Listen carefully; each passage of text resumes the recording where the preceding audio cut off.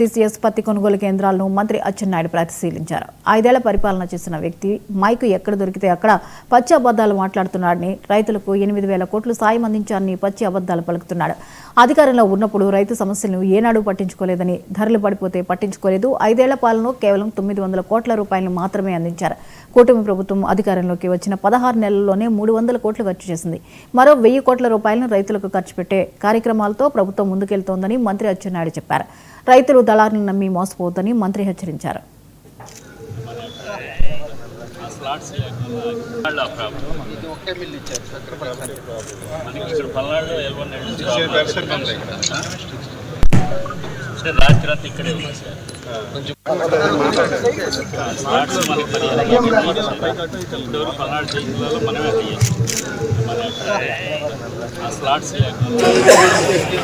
ఐదు సంవత్సరాలు ఈ రాష్ట్రానికి వెలగబెట్టారు.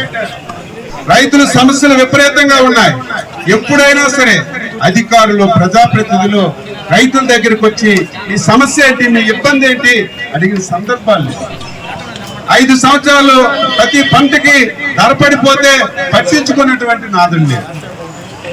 మాట్లాడితే నేను 8,000 కోట్లు నా ప్రభుత్వంలో పెట్టుబడి పెట్టి రైతుకి ఎప్పుడైనా మద్దతు ధర తగ్గితే నేనే సొంతంగా కొని మేలు చేశానని ఎక్కడ మైకు దొరికితే అక్కడ పచ్చి అబద్ధాలు మాట్లాడడం ఆ పేపర్లో ఫ్రంట్ పేజీలో రాయించుకోవడం. తీరా చూస్తే 5 సంవత్సరాల్లో 900 కోట్లు ఖర్చు పెట్టి రైతు యొక్క పంటకి మద్దతు ధర ఇచ్చి కొనే సందర్భాలు. మనం కూడా 16 మాసాలైంది. 300 కోట్లు పెట్టుబడి బడ్జెట్ లో పెట్టాం. కానీ మనం ఊహించిన సమస్యలు వచ్చాయి. బడ్జెట్ లో 300 కోట్లే పెట్టామని చేతులు ముడుచుకోలేదు. 5 సంవత్సరాలు ఈ రాష్ట్రానికి వెలగబెట్టాడు.